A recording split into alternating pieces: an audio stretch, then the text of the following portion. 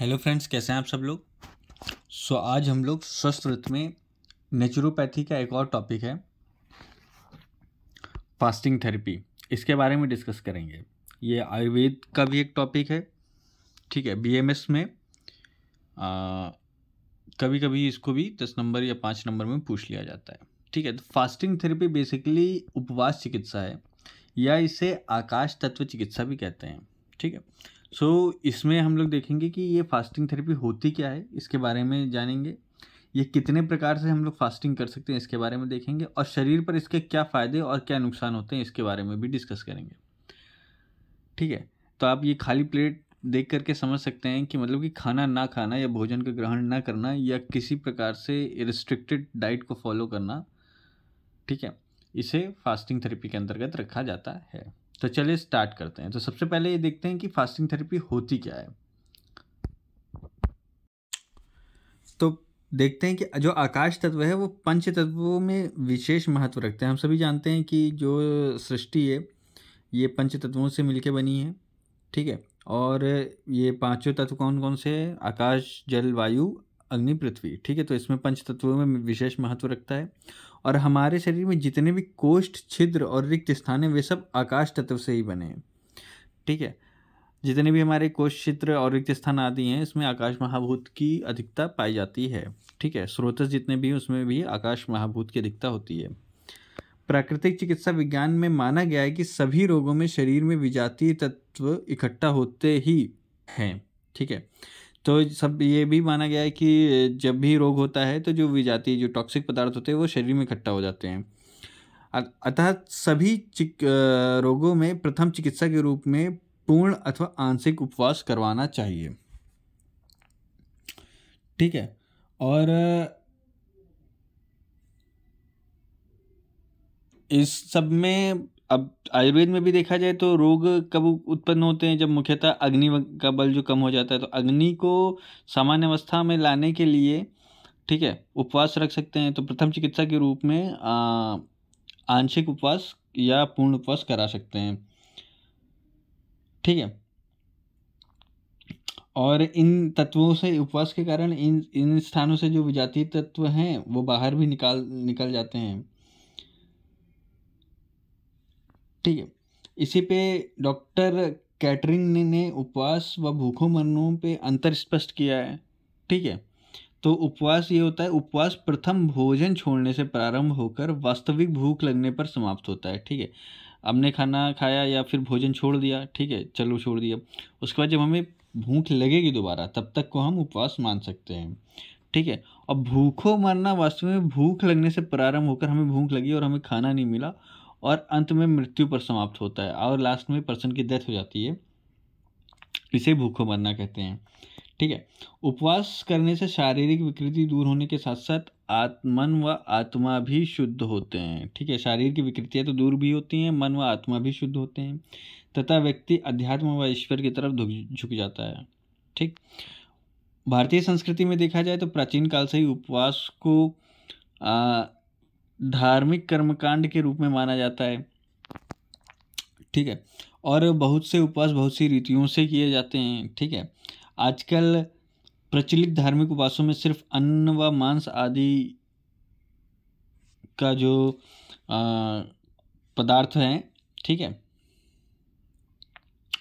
और जो पचने में कठिन और गरिष्ठ होते हैं उनका ग्रहण कर लिया जाता है। मतलब कि उनको नहीं खाना चाहिए ऐसा माना जाता है, जैसे दूध से बनी मिठाई, मेवे इत्यादि, जिससे स्वस्थ लाभ तो नहीं होता, अभी भी हानि भी नहीं होती है। ठीक है, अगर हम ऐसे, अगर आजकल के समय में देखा जाए तो उपवास का मतलब ये है कि कोई हैवी फूड नहीं खाएंगे, तो इससे लाभ तो नहीं होता है ज़्यादा, लेकिन इससे हानि भी नहीं होती है। ठीक है, चिकित्सीय उपवास का एक वैज्ञानिक पद्धति है जो प्रचलित धार्मिक उपवासों में सर्वथा भिन्न है। मतलब कि जो भी धार्मिक उपवास हैं, ठीक है, इनसे ये जो चिकित्सकीय उपवास होते हैं ये भिन्न होते हैं।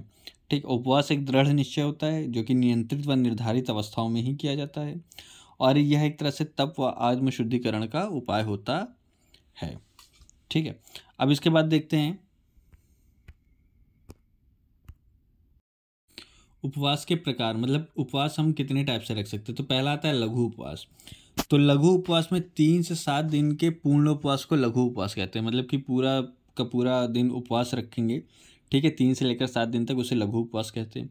दीर्घ उपवास मतलब कि लंबे उपवास किसे कहते हैं? 21 दिन या इससे अधिक चलने वाले पूर्ण उपवास को दीर्घ उपवास कहते हैं, ठीक है। तो बेसिकली पूर्ण उपवास क्या होता है? पूर्ण उपवास में केवल स्वच्छ जल ग्रहण करना या स्वेच्छा के साथ पूर्ण उपवास कहलाता है, ठीक है।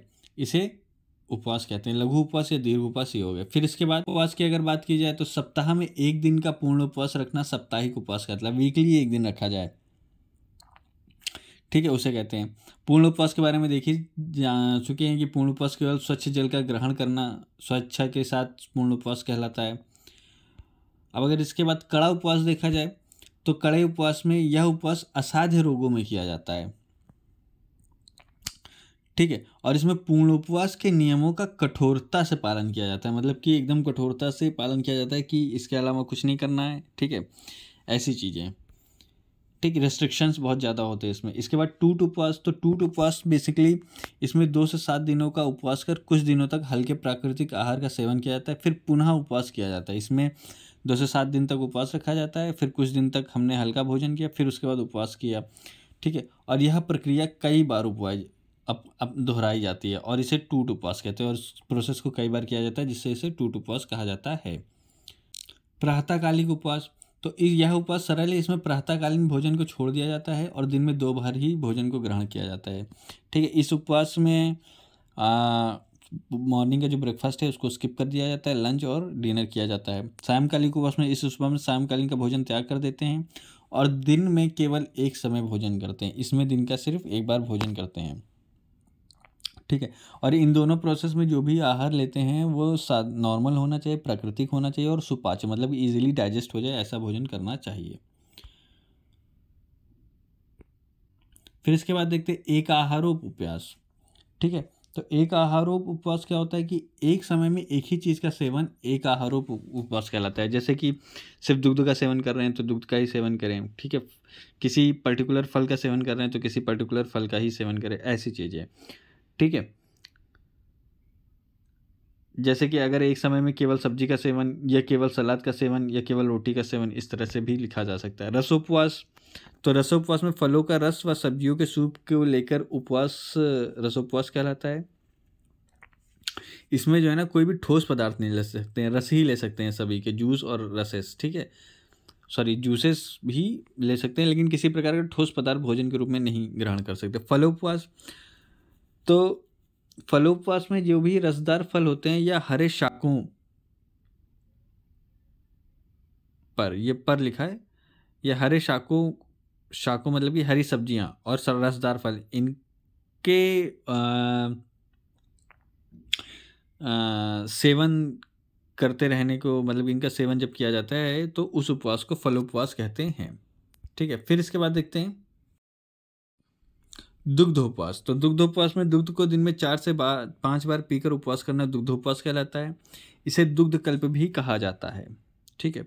मठोपवास की बात की जाए तो ताज़ा चिकनाई रहित मट्ठा मठोपवास के लिए उत्तम होता है और इसे मट्ठा कल्प भी कहते हैं। यह उपवास 21 दिन तक करना चाहिए। इस उपवास की अवधि दी गई है, इसको 21 दिन तक करना चाहिए। सो ये हो गए 13 प्रकार के उपवास। इसके अन्य भी अगर जो भी उपवास हैं और आप लोगों को पता है और टाइप की फास्टिंग होती हैं, अगर आप लोगों को पता है तो प्लीज़ कमेंट बॉक्स में कमेंट करके बताएं, ठीक है। फिर इसके बाद देखते हैं इस उपवास के दौरान जो उपद्रव होते हैं, जो बीमारियां होने के चांसेस होते हैं, तो उसके बारे में डिस्कस करते हैं।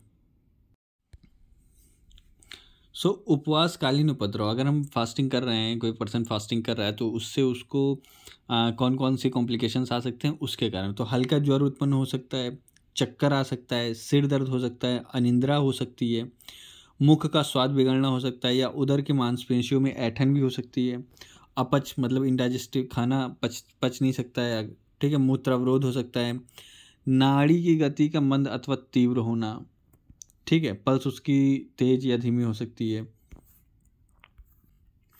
वमन हो सकता है, हृदयास हो सकता है, शरीर से दुर्गंध आ सकती है, ठीक है। अब शरीर से दुर्गंध कैसे आएगी? जो विजातीय तत्व होंगे वो शरीर से बाहर निकलेंगे, ठीक है, और अगर पर्सन अगर ज़्यादा मात्रा में बाहर निकलेंगे तो दुर्गंध भी आ सकती है, मूत्र अवरोध भी हो सकता है, मूर्छा भी आ सकती है, ठीक है।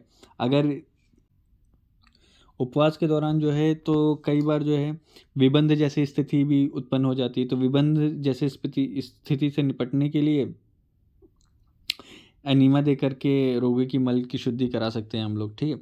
सो ये हो गया उपवास के उपद्रव। फिर इसके बाद देखते हैं चिकित्सीय प्रभाव, मतलब कि इससे फायदे क्या क्या होते हैं। तो शरीर से विजातीय तत्व बाहर निकलते हैं। सबसे पहली बात तो जो टॉक्सिक पदार्थ हैं वो बाहर निकलते हैं, डिटॉक्सिफिकेशन होता है। फिर उसके बाद उपवास का सबसे ज़्यादा प्रभाव पाचन संस्थान में पड़ता है। इस उपवास के दौरान जो पाचन संस्थान है उसको कम कार्य करना पड़ता है, जिससे जो पाचन संस्थान है उसका नवीनीकरण हो जाता है, ठीक है। पाचक अग्नि जो है वो पहले मंद और फिर तीव्र होती है,